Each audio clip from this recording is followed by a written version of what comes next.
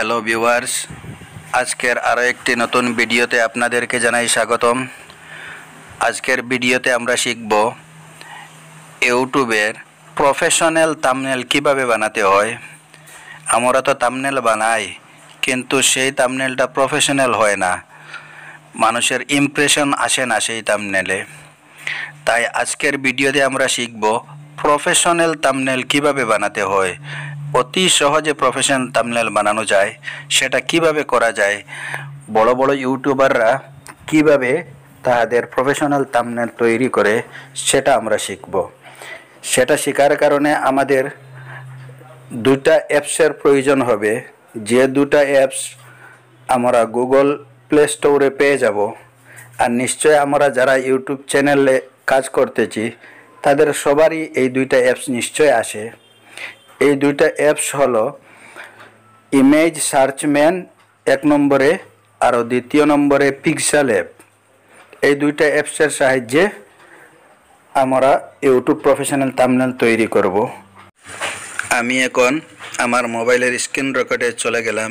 Screen রেকর্ডারের মাধ্যমে দেখিয়ে দিব কিভাবে করতে হয়।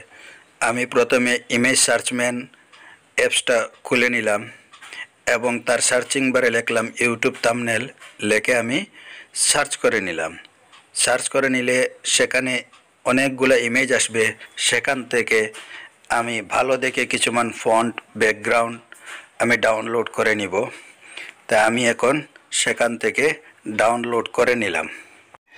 এখন আমি দ্বিতীয় অ্যাপস যেটা দিয়ে আমি থাম্বনেলটা তৈরি করব, পিক্সাল্যাব অ্যাপস, আমি পিক্সাল্যাব অ্যাপস ওপেন করে নিলাম।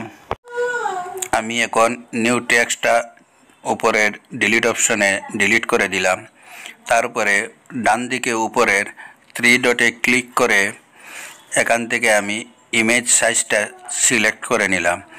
ইমেজ সাইজটায় ক্লিক করে আমি ইউটিউব থাম্বনেল অপশন আসে, সেই ইউটিউব থাম্বনেল অপশনে আমি সিলেক্ট করে ইউটিউব থাম্বনেল সাইজ করে নিলাম।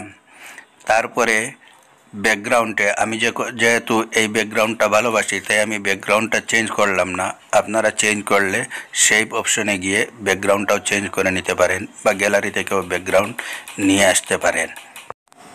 এখন আমি উপরের প্লাস অপশনতে ক্লিক করলাম, ক্লিক করে সেখানে গ্যালারি অপশনে গেলাম। গ্যালারি থেকে আমি ডাউনলোড করা আমি আমার ইমেজ এখানে নিয়ে আসলাম।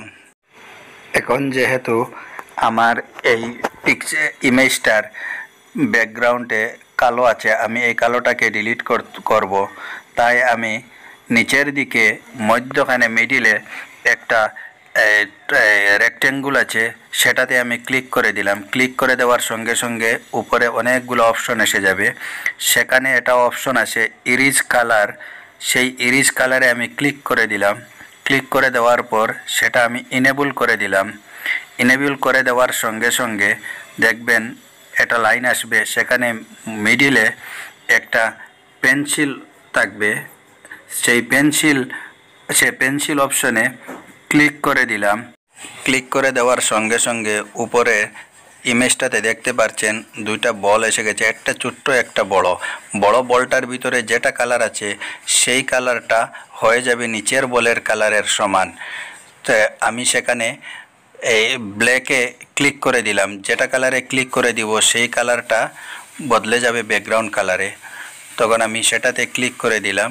ক্লিক করে দেওয়ার সঙ্গে সঙ্গে নিচে দেখতে পাচ্ছেন অপশন আছে যে প্লিজ পিক এ কালার।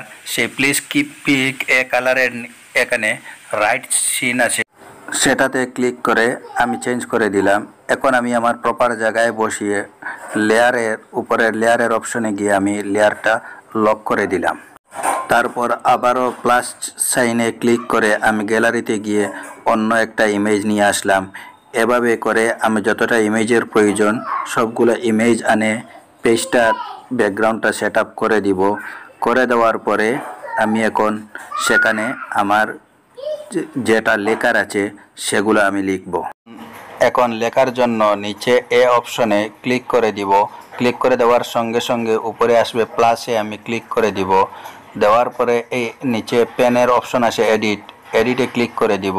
দিয়ে আমি এই লেখাগুলো মুছে নিব, নিয়ে আমি লিখে দিব। যেমন আমি লিখতেছি হাউ টু ক্রিয়েট বা মেক প্রফেশনাল থাম্বনেল, সেটা আমি লিখে দিলাম। লিখে দিয়ে ওকে ক্লিক করে দিলাম। এখন আমি সেটাকে প্রপার প্লেসে বসিয়ে দিব। তারপরে এইরকম করে আবার এতে ক্লিক করে প্লাসে ক্লিক করে এডিট অপশনে গিয়ে আমি আবার আরও অন্য লাইন লিখব। এইভাবে আমার যেগুলো লেখার আছে সেগুলো আমি লিখে নিলাম। লিখে নেওয়ার পরে উপরে ডান দিকের 3 ডটে ক্লিক করে দিলাম। ক্লিক করে দেওয়ার পরে সেখানে অপশন আসে এক্সপোর্ট ইমেজ। এক্সপোর্ট ইমেজে আমি ক্লিক করে দিলাম। ক্লিক করে আমি সেভ টু গ্যালারিতে ক্লিক করে দিলাম। দেওয়ার সঙ্গে সঙ্গে আমার এই থাম্বনেলটা গ্যালারিতে সেভ হয়ে গেল। শেষে আপনাদের কাছে একটি ছোট্ট রিকোয়েস্ট, যদি ভিডিওটা ভালো লাগে তো লাইক করবেন আর আমার চ্যানেলটা সাবস্ক্রাইব করবেন। Thanks for watching.